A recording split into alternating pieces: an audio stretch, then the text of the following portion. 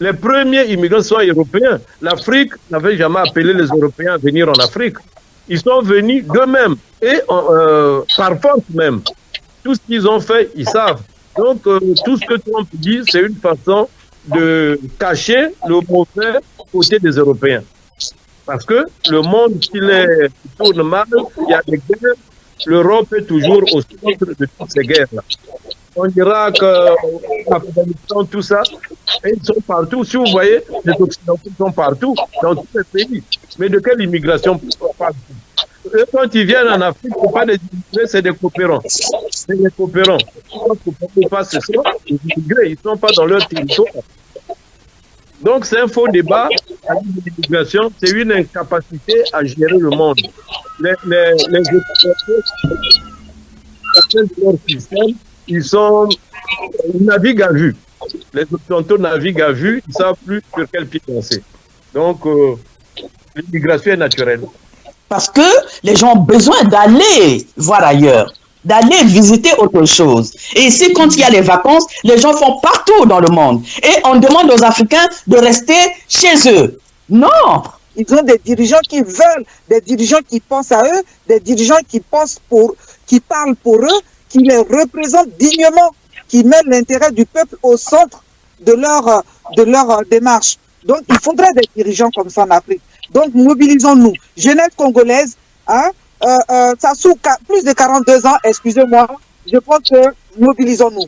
Un facteur, ou j'allais dire plutôt une richesse, là où on puise l'électorat. Et souvent, vous allez voir que ceux qui sont plus racistes, c'est des gens qui n'ont jamais l'occasion de voyager. Ils ne sortent jamais de leur pays. Ils sont là et pour eux, le manque du travail, le manque de ceci, de cela, c'est l'immigré. La victime, c'est toujours l'immigré. Mais ceux qui sortent, ceux qui voyagent, ceux qui ont été ici partout, mais quand vous les rencontrez, ils sont sympas, ils collent bien avec vous, ils ne manifestent pas ce rejet-là.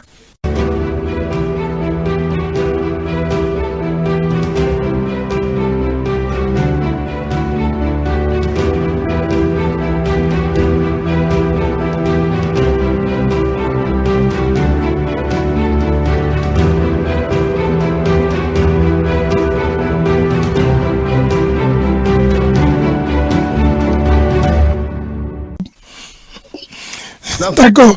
On va passer à l'autre sujet qui est, excusez-moi, on va passer à l'autre sujet qui est le 80e sommet de l'ONU.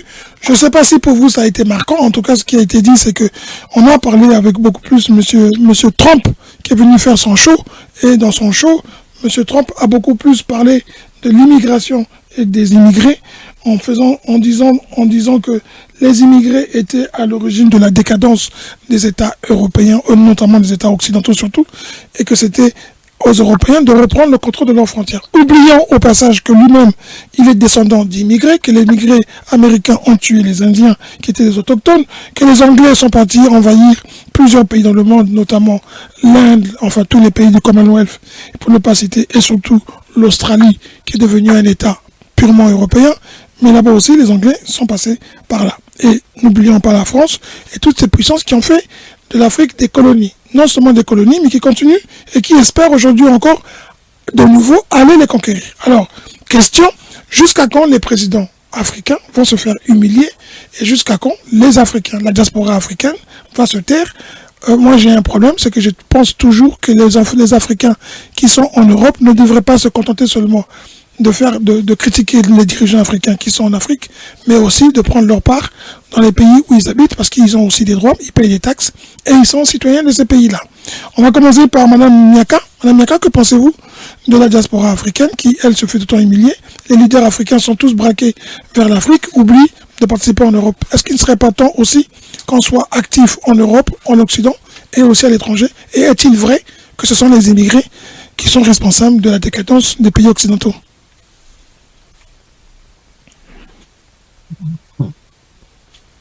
Madame Miaka, votre micro. Madame Miaka? Elle ne suit pas. Bon, le micro était coupé, elle ne suit pas. On va prendre une femme, hein, Madame Opou, on va vous prendre. Que pensez-vous de ce que dit M. Trump? Et est-ce que c'est vrai que les Africains sont à l'origine, enfin les Africains, les immigrés de tous les pays, sont à l'origine de la décadence des États occidentaux?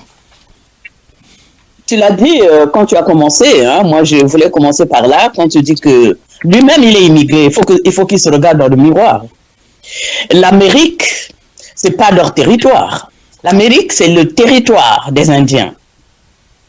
Ils sont allés là-bas comme immigrés et puis quand ils arrivent, ils créent toujours des problèmes aux autochtones. On peut citer l'Australie, on peut citer l'Afrique du Sud, là où ils ont voulu mettre leur pagaille. Ils sont nombreux là-bas. Les premiers immigrés, ce sont eux, les Européens, qui se disent Européens. Ce sont eux qui ont immigré vers les autres territoires. S'ils n'avaient pas commencé à mettre cette pagaille, peut-être qu'il n'y aurait peut-être pas ce qu'eux-mêmes, ils appellent la décadence. Quelle décadence? Ces pays-là, quand ces pays-là sont en danger, entre-temps, quand il y a eu le problème de l'Ukraine, on a vu le président de l'Ukraine appeler les Africains. Toujours les Africains. Toujours. Il faut qu'ils respectent les gens, je pense. Effectivement, quand on parle des présidents, oui, il faut que les présidents, ceux qui sont là, à la tête de l'État, apprennent à défendre aussi leur territoire et à savoir s'exprimer devant ces gens et à leur dire les choses telles qu'elles sont. Aussi, nous, la diaspora, nous le faisons. Nous le faisons à notre manière. Mais en attendant, ceux qui sont à la tête de l'État, ce sont eux qui devraient, comme le fait le jeune Traoré de Burkina Faso et ceux du Mali et du Niger aujourd'hui, qui essaient de lever la voix. J'ai vu comment ils s'exprimaient à l'ONU. Ils ont dit les choses telles qu'elles sont. Il faut y aller. Il faut dire, il faut le faire. Parce que c'est aussi ça la mémoire. Le bourreau tue 2 fois. Physiquement et par la mémoire. Si on ne fait pas ce rappel, ils continueront toujours à nous prendre comme des enfants. Le président Trump, avec tout le respect qu'on doit à un président de la République, doit aussi savoir respecter les Africains. Il est immigré. Donc, s'il dit des mots qui ne conviennent pas aux immigrés, il le dit à lui-même. Il se jette une pierre sur les pieds, si on peut le dire. Il est immigré. Il sait ce que c'est qu'être immigré. Ses parents ont immigré. Si aujourd'hui, il a bénéficié de l'Amérique, c'est parce que ses parents ont immigré là-bas. Et alors, on n'a pas tous la même chance. Nous, on immigre, nous, on est là. Nos enfants aussi vont bénéficier de cette immigration. Si demain, ils doivent être des présidents de la République ici, ils le seront parce que la patrie appartient à celui qui la défend. Nous avons défendu ces pays, nous avons défendu les territoires, nous avons perdu notre vie ici. Nous, les territoires aussi nous appartiennent. Tout le monde est immigré. Ici, même en France, ici. Qui peut dire ici qu'il est français à 100%? Qu'il sorte là, on va voir. On verra qu'il y a un parent qui est là-bas, le parent en Italie, le parent en Espagne, le parent côté. Il n'y a pas de vrais Français. Nous tous, nous sommes des immigrés. Et on doit respecter les gens. Tout comme le président Trump aux États-Unis là-bas, qui est véritablement autochtone des États-Unis. Il n'y a que les Indiens, s'il y en a encore. S'ils ne les ont pas tous exterminés. Le reste, ce sont des immigrés. Donc, il n'a rien à nous dire. Merci. Merci beaucoup. Monsieur Mimalat, est-ce que comme Trump, est-ce qu'il est plus facile pour certaines catégories des gens de dire des choses qui blessent les autres communautés en se disant que je peux le dire, je peux me permettre, et puis ça passera comme une lettre à la poste. En Angleterre, on a vu un mouvement de contestation des Anglais qui considèrent que il faut réguler l'immigration, et l'Angleterre étant aussi un territoire ou un continent, un mini-continent, la diversité étant présente, certains pensent que tout le monde est issu de la diversité.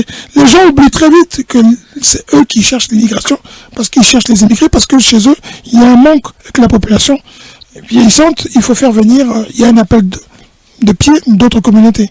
Est-ce que pour vous, comme dit Trump, l'immigration est un problème et que ce sont les immigrés qui sont à l'origine de tous les problèmes en Occident? Oui et non. De toutes les façons, je commencerai à dire que l'immigration, c'est un phénomène naturel. Les peuples ne peuvent pas vivre en autarcie. Donc, c'est naturellement que les gens se déplacent. Même s'il y a des frontières, on ne peut pas empêcher les individus de se déplacer. Mais il faudrait que ça soit une immigration correcte. Parce qu'un pays a aussi le droit ou même le devoir de réguler l'immigration.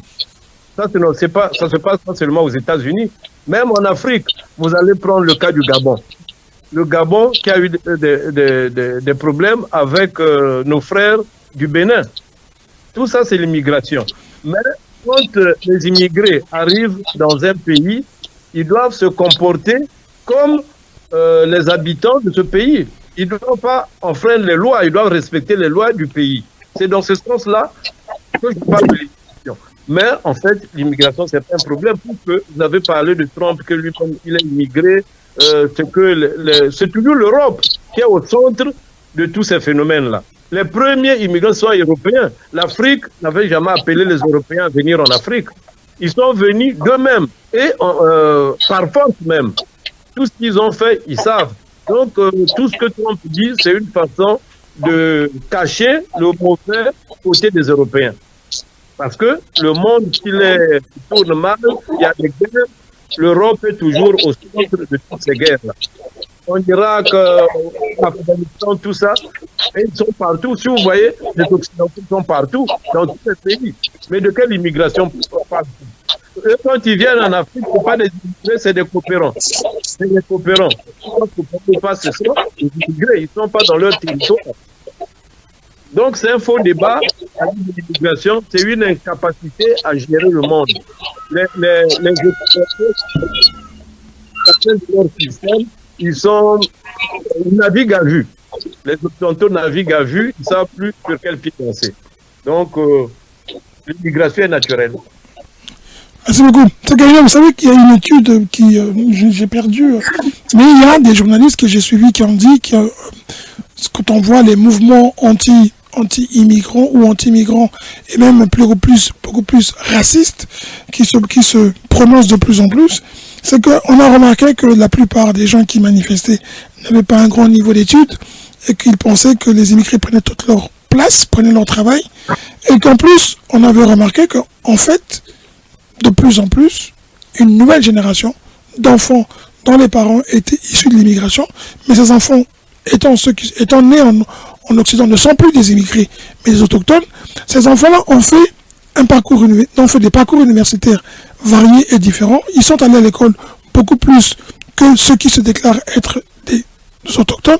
C'est peut-être là le fond du problème, parce que les emplois qualifiés qui étaient réservés aux autochtones, désormais, à parité égale, le diplôme faisant, vous avez ce débat où on commence maintenant à vouloir dénigrer les diplômes, on commence à reprocher aux gens d'avoir étudié, on a toujours cette impression que c'est parce que on se rend compte que ce sont les immigrés qui ont maintenant plus de diplômes que les non-immigrés, et donc du coup, on essaie de dévaloriser les diplômes. Est-ce que c'est un peu ça qui fait que l'immigration devient un sujet où c'est l'arbre qui cache la forêt?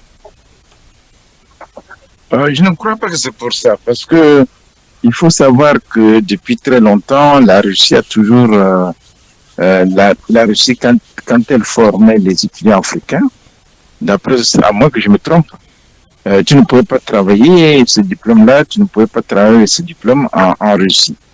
Bon, je ne sais pas si ça change maintenant. Donc, il faut savoir que l'immigration est d'abord liée au phénomène de la différence, de notre différence. Parce que même quand Trump parle, il vise souvent ceux de l'Asie, parce qu'ils sont remarquables, et les Noirs qui sont remarquables, c'est-à-dire par la couleur de la peau. Et puis les Américains, ceux qui viennent de l'Amérique du Sud. Voilà, ceux qui viennent de l'Amérique du Sud. Parce que, regardez, par exemple, moi j'ai eu quelqu'un qui est venu chez moi, qui était venu mettre la peinture chez moi, c'est un Russe. Bon, il me disait que ses parents immigraient en France. D'ailleurs, vous avez beaucoup de gens comme ça. Ils ont immigré en France, mais lui dit il ne subit pas le racisme ou le rejet parce qu'il est blanc. Mais c'est vrai.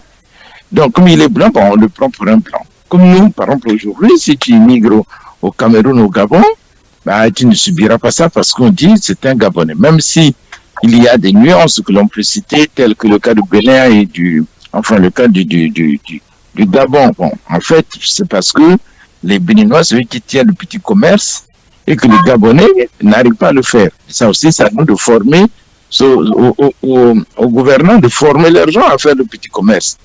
On a vu ça au Congo, les boutiques à commission, ce qu'on on appelait les BCM. Quand Yombi avait chassé tous les Ouest africains, on a pris tous ces matériaux, on a pris ce que les autres ont laissé, on a donné aux Congolais, ils n'ont pas pu gérer. Donc il faut d'abord former les gens. Je crois qu'il y a ce problème-là. Mais en dehors de ça, l'immigration est devenue un facteur ou j'allais dire plutôt une richesse là où on puise l'électorat. Et souvent, vous allez voir que ceux qui sont plus racistes, c'est des gens qui n'ont jamais l'occasion de voyager. Ils ne sortent jamais de leur pays. Ils sont là et pour eux, le manque du travail, le manque du ceci, de cela, c'est l'immigré. La victime, c'est toujours l'immigré. Mais ceux qui sortent, ceux qui voyagent, ceux qui ont été ici partout, mais quand vous les rencontrez, ils sont sympas, ils collent bien avec vous, ils ne manifestent pas ce rejet-là.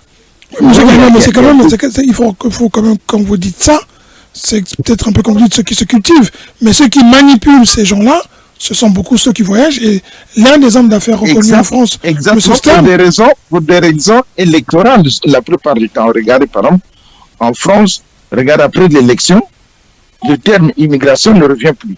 Mais à l'approche des élections, on parle maintenant d'immigration. L'immigration, on voit des gens qui étaient de droite, qui deviennent presque de l'extrême droite, et ainsi de suite. Parce que c'est devenu pour eux un vivier électoral. Donc c'est là où il faut comprendre à cette basse classe-là, c'est-à-dire ceux qui ne voient jamais, qui ne connaissent pas ce que c'est d'immigré, ben, ils ne savent même pas ce qui se passe. Donc voilà que on puise là-dedans, on les pousse, on dit voilà, c'est des immigrés qui m'empêchent d'avoir du travail, c'est l'immigré qui m'a rendu misérable, c'est l'immigré. Non, c'est pas l'immigré. En fait, les gens ne comprennent pas ça. Et c'est vrai ce que tu dis là, ce sont les intellectuels, les gens qui voyagent beaucoup, ceux qui sont bien là, qui, à la veille des élections, ben, ils creusent et ils révèlent un peu cette plaie qui est toujours là, et puis voilà. À chaque année, c'est ça. Enfin, à chaque fois qu'il y a l'élection européenne ici, vous allez toujours entendre parler de l'immigration. Donc, ça, c'est monnaie courante, je crois que ça ne cessera pas. Mais est-ce que les immigrés, notamment les Congolais par exemple des Congolais, des Ivoiriens qu'on connaît, est-ce que quand nous manifestons, quand on se dit Ivoirien, on se dit Congolais, on fait des marches dans les rues notamment la République et la place de la Nation, est-ce que ces Français qui sont sensibles au discours raciste ou racial comme on dit, non pas quelque part un peu, ils puisent aussi un peu leur raison en voyant que les gens se préoccupent plus de ce qui se passe dans leur pays d'origine que dans le pays où ils habitent. C'est pas aussi ça aussi. Pardon, je me permets de dire un mot. Monsieur, à l'époque de monsieur Pasqua, il disait comme ça. Il disait, justement, il pense à ça. Il dit, les gens, ils viennent ici étudier. Après, ils ont des difficultés à rentrer chez eux parce que voilà, il leur manque beaucoup de choses là-bas chez eux. Ils ont vécu un confort ici. Donc, aller revivre là-bas, pour eux, c'est très difficile. C'est pour ça qu'il avait mis la prime de retour au bercail, c'est-à-dire qu'en fin de retour chez toi. Bon, tu remets tes papiers ici, on te donne l'argent, tu repars chez toi. Ça c'est, je ne sais pas si c'est vrai, mais quand même, ça se ressent. Mais il est vrai qu'aussi, moi, je suis foncièrement aussi contre l'immigration parce que nous appauvrissons aussi nos populations. Quand on prend par exemple le Congo s'est appauvri. Intellectuellement, on appauvrit nos populations. Donc c'est aussi favorable pour nous que les pays européens nous empêchent de venir ici. Je ne suis pas d'accord avec toi. Non, je ne suis pas d'accord avec toi. Cher frère Grégoire. C'était pas ma question en plus. C'était pas ma question. Oui, non. L'immigration, l'être humain est nomade de nature. Il y aura toujours l'immigration. Tous ceux qui immigrent ne sont pas des pauvres. Hein. Vous savez que ça coûte très cher, les jeunes qui quittent là-bas, qui veulent aller ailleurs. Ça leur coûte très cher. Donc, ils ne sont pas pauvres. Mais ils ont envie de découvrir d'autres mondes. Ici, regardez, quand nous sommes... Ils sont pauvres, hein? J'ai pas dit qu'ils sont pauvres. J'ai dit on appauvrit nos pays. Nous appauvrissons on n'appauvrit rien du tout. On n'appauvrit rien du tout. Ah, les gens... La fuite des cerveaux, ça veut dire rien? C'est pas une fuite. Même en France, il y a la fuite des cerveaux. C'est parce que les gens ont envie d'aller ailleurs. C'est tout. Laissez les gens libres. Demain, tu me diras, j'ai dit si on est encore là. Comme il y a un président du Sénégal qui disait ça. Il disait, il n'y aura pas de frontières. Mettez vos frontières, mettez tout ce que vous voulez. Les gens vont franchir les frontières comme eux, ils l'ont fait, comme ils l'ont fait quand ils ont traversé pour aller en Afrique. Quand ils allaient en Afrique, c'est parce qu'ils avaient faim? Non. Laissez les gens. Au fait, bon, que les gens réglementent l'immigration, ça c'est leur affaire. Mais dire qu'on doit empêcher, on doit rien empêcher. S'il y a les jeunes qui veulent aller ailleurs, qui veulent aller visiter d'autres mondes, ils ont le droit. On ne peut pas et on n'empêchera rien du tout. Parce que l'être humain est nomade. Je suis allé au Cap-Vert. Quand je suis allé au Cap-Vert, je me disais, ah, ici, on va trouver que des Espagnols. Mais je me suis approché des personnes qui étaient là et puis j'ai vu qu'ils parlaient français. Les gens parlaient français. Je dis, oh, il y a des Français ici? Mais ils m'ont répondu, mais regardez, la majorité des gens qui sont ici, ce sont des Français. Hein, parce que les gens ont besoin d'aller voir ailleurs, d'aller visiter autre chose. Et ici, quand il y a les vacances, les gens font partout dans le monde. Et on demande aux Africains de rester chez eux. Non, pas du tout. On ne demande pas, non. Ici, c'est ce que tu es en train de dire.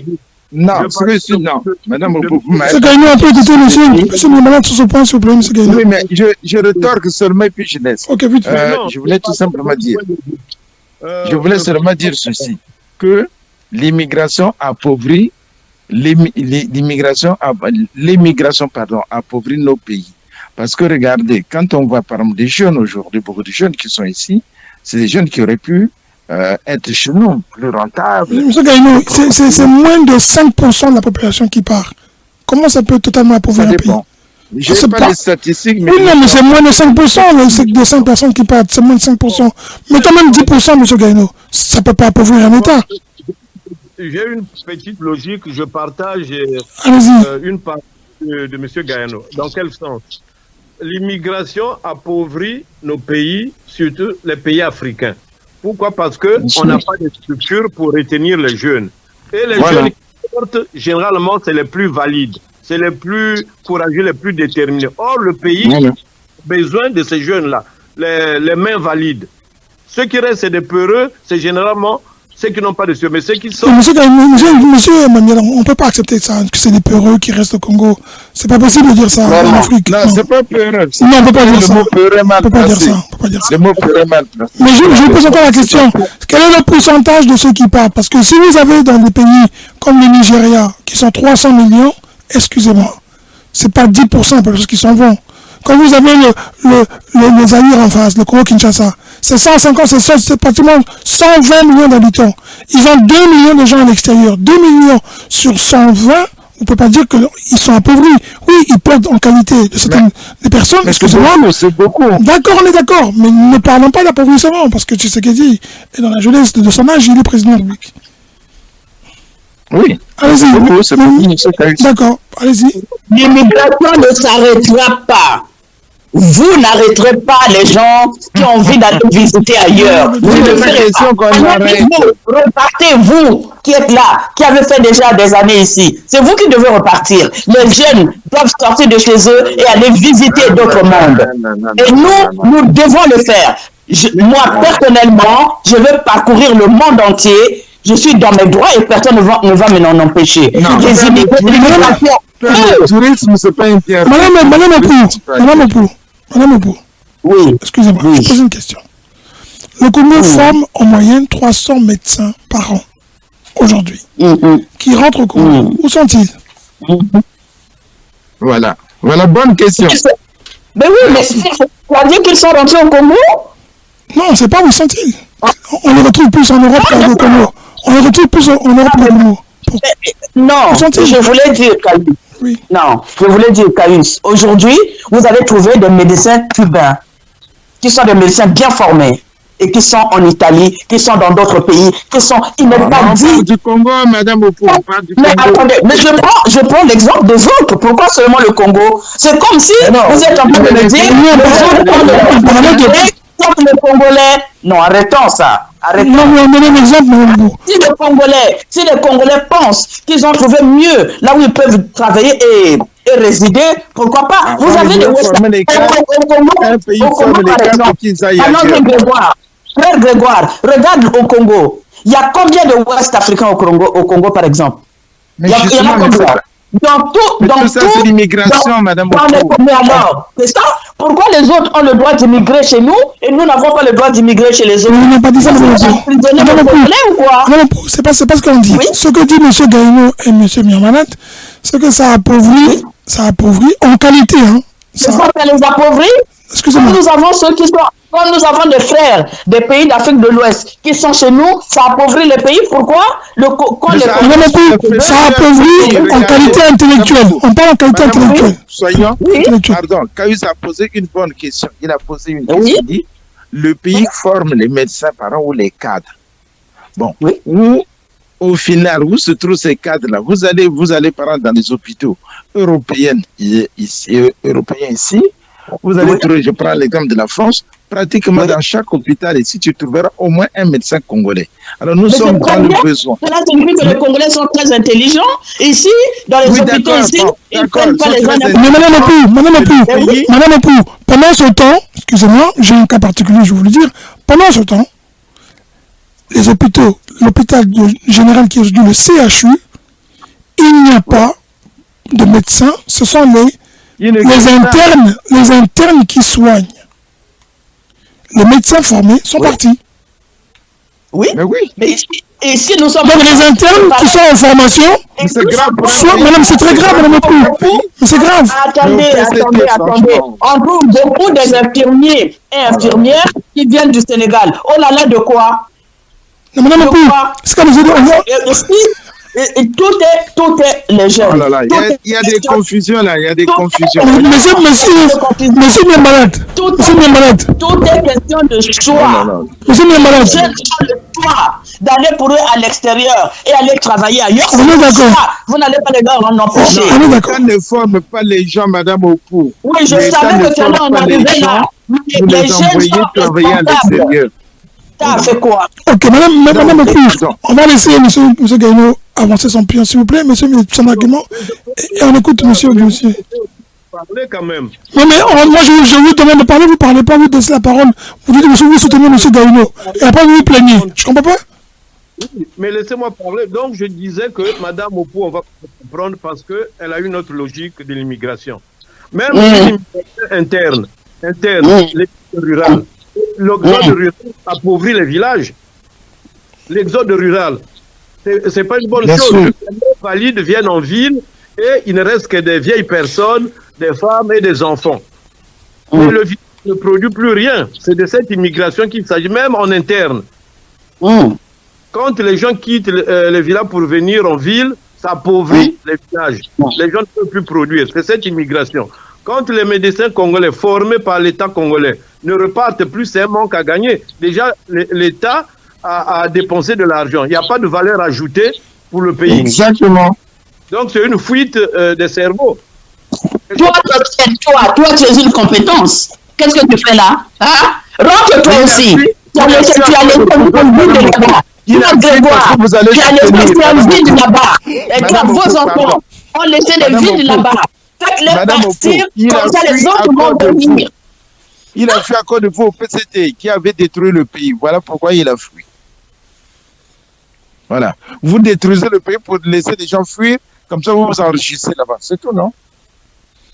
Madame Opou n'est pas parmi celles-là, elle est en train de... Elle se bat, elle voyage, comme on dit, elle va à la chasse. Hein. Elle est rentrée de la chasse de Brazzaville. Elle est venue à la chasse en Europe. Elle est parmi ceux qui soutiennent cette dictature-là, qui détruit le pays, qui fait fuir les cerveaux. Elle est contente et dit laisser les gens fuir le pays. Bon, elle n'a pas dit ça, monsieur. Elle n'a pas dit ça. Vous êtes en train de faire pire. Parce que vous êtes en train de dire aux jeunes, restez là-bas, emprisonnez, vous ne sortez pas. Moi, je dis, laissez les jeunes sortir. Arrangez le pays, les gens, moi, je vais rentrer. Arrangez le pays, moi, je vais rentrer. Les gens ne sont pas sédentaires. Au XXIe siècle, vous n'avez même pas d'électricité. Les gens doivent sortir. On peut s'écouter, s'il vous plaît. On peut s'écouter, s'il vous plaît. On va conclure sur ce sujet qui nous a emmenés un peu partout. Madame Miaka, je crois qu'elle est partie dormir, elle était fatiguée. Pourquoi les jeunes fuient leur pays? Quelle est la cause? Toi, pourquoi tu as fui le pays, toi? Toi, pourquoi tu as fui? Oui, Sosten, un bon exemple. À cause de votre PCC. Monsieur Gaïno, laissez Sosten parler, et après il va m'accuser, je lui coupe le micro. Monsieur bien malade, question. Pourquoi vous êtes en Europe? Question, elle répond par une question. Bon, répondez-lui maintenant sans donner les questions.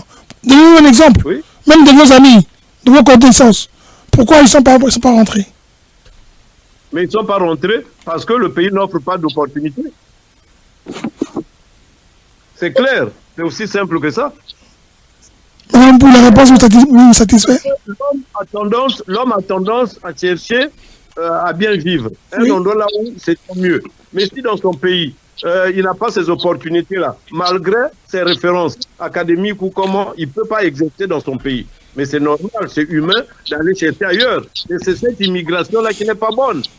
Alors que le pays doit installer des infrastructures pour garder ses citoyens, pour les sédentariser dans le pays parce qu'ils doivent travailler pour la population. Mais si tout le monde, tous les intellectuels, dès qu'ils ils sont formés, ils restent. Mais après, il n'y aura plus personne au pays. Mais attendez, frère Guy Sosten, tu fais partie de ces intellectuels.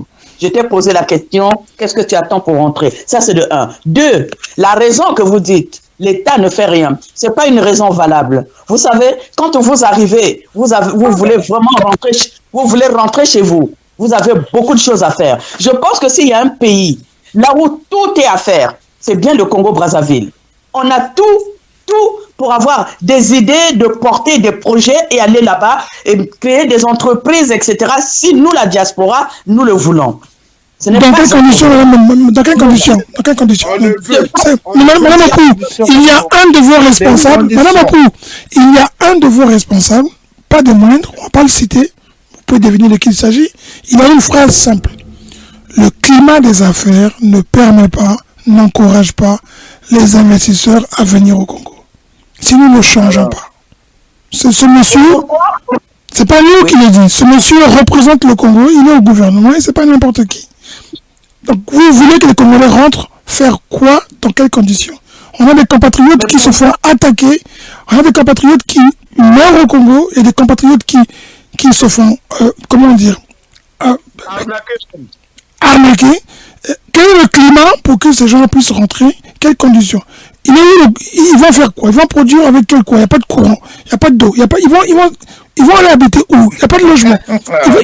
Ils vont aller habiter où?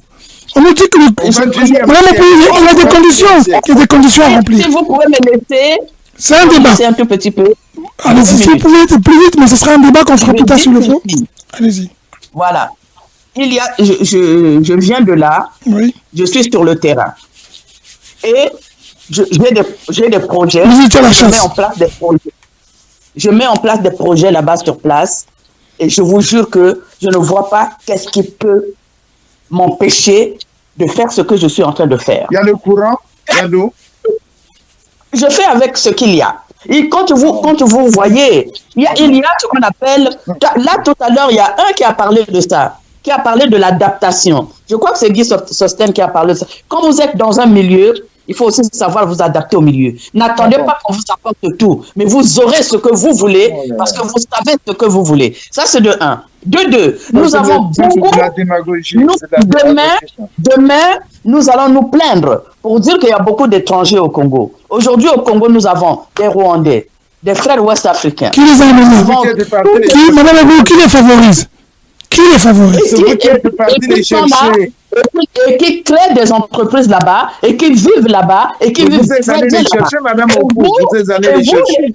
Et vous, les Congolais, vous pensez que chez vous, vous ne pouvez pas vivre bien. Eux, quand ils sont là-bas, il y a l'électricité, il y a l'eau. Madame Opo, vous êtes allé les chercher. Donc vous n'allez pas dire ça à tout le monde. Nous, on est allé chercher personne. Mais c'est des gens qui migrent et qui arrivent chez nous et qui trouvent. Mais c'est terrible parce que autant vous critiquez les jeunes qui sortent du Congo pour aller ailleurs, mais peut-être quand on est immigré ailleurs, on s'adapte plus aux difficultés d'ailleurs qu'aux difficultés de chez soi. Ailleurs, nous parlons depuis. Madame Opou, ça fait 2 heures que nous parlons. Ça va faire 2 heures. Il n'y a pas de coupure de courant, il n'y a pas de coupure d'électricité. Plutôt, il n'y a pas Internet qui est coupé. On n'a pas de problème d'eau. On peut communiquer à l'aise. Vous êtes en France, moi je suis à Londres. On est dans plusieurs villes, on est loin. Vous pouvez faire une semaine, vous avez de l'électricité. Même si vous arrivez des jours là où il n'y en a pas, il y a des semaines là où vous avez de l'électricité. Bon, ok, madame Opou, moi je sais que vous êtes téméraire. Je sais que vous êtes téméraire et que vous ne baisserez pas les bras, vous allez convaincre. Mais vous n'avez pas répondu à notre question qui était de savoir, votre candidat sera choisi, celui qui sera candidat, c'est celui qui est au pouvoir, donc le prince Assou, soit 3 candidats. On en parlera une autre fois, on fera l'émission avec vous. On parlera aussi des opportunités que vous dites au Congo, dans quel domaine et où, pour qu'on puisse en parler. Il y a peut-être des gens qui vont vous suivre, pourquoi pas. En tout cas, chacun de nous est libre d'entreprendre là où il veut. On en reparlera. Aujourd'hui, nous avons fait le tour de ce que nous avions à faire.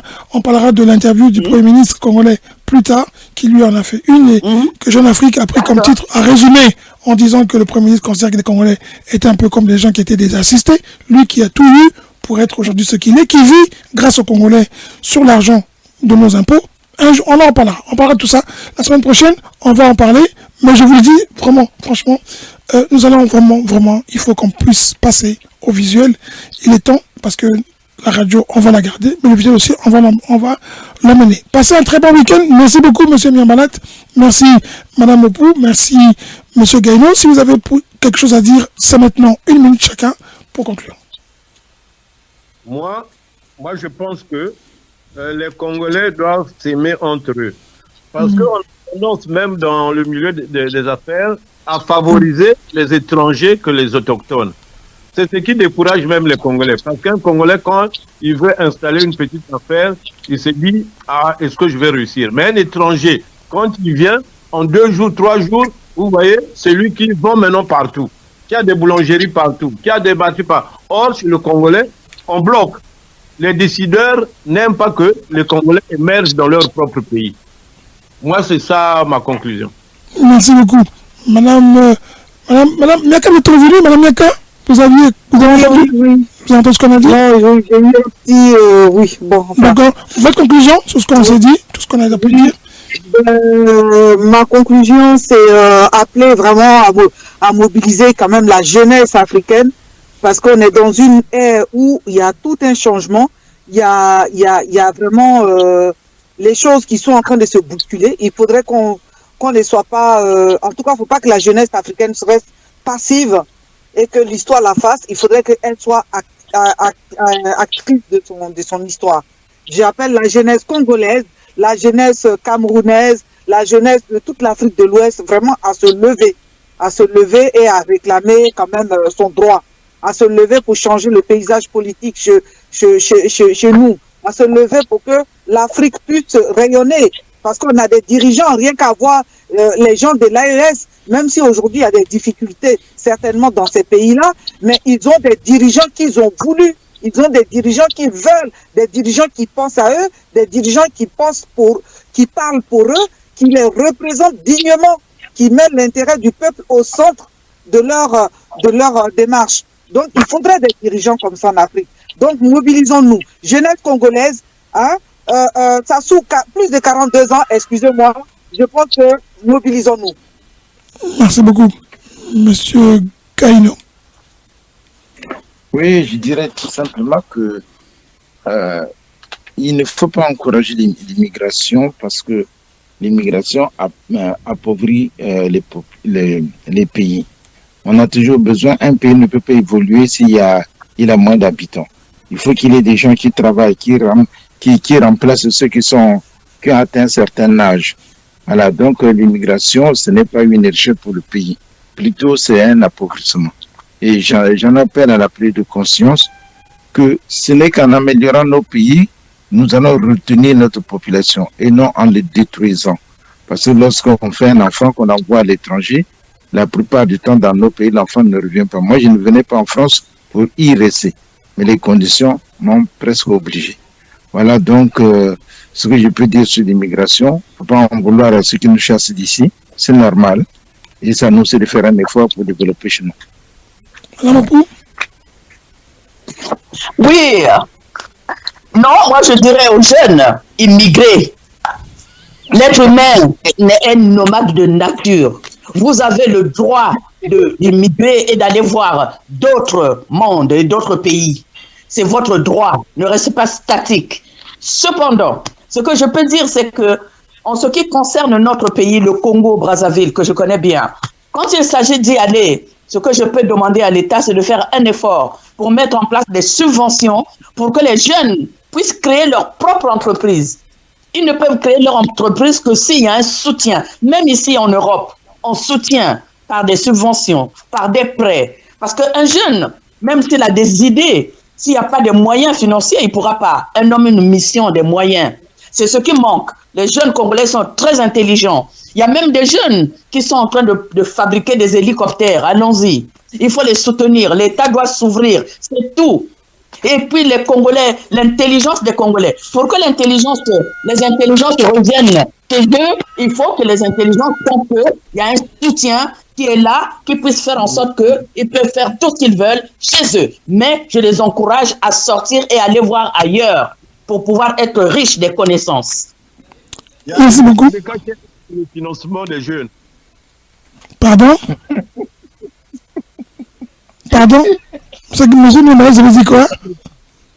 Et Tokabika est là pour financer les jeunes, les projets des jeunes. Qui? Et Tokabika, l'ex-journaliste. Voilà. C'est très bien. Bon, d'accord, on aura compris. Merci beaucoup. Ça sera un sujet peut-être la semaine prochaine, une autre fois. Merci beaucoup. Chacun de vous a donné son point de vue, vous avez analysé. J'espère que les auditeurs et auditrices vont aussi continuer leur discussion et qu'ils vont eux aussi ajouter ou plutôt appuyer vos arguments. L'immigration, c'est une solution. En tout cas, nous, on sait que parce qu'on a voyagé, on a pu voir ce qui se fait de bien ou de mal à l'étranger. On l'a dit, hein, le voyage cultive, le voyage nous permet d'apprendre, de comparer et de savoir ce qu'on peut ramener de bien chez nous. Si les Asiatiques se sont développés, c'est parce que beaucoup sont partis et sont revenus, mais les États ont mis les conditions pour qu'ils reviennent. À très bientôt, passez un bon week-end, à la semaine prochaine.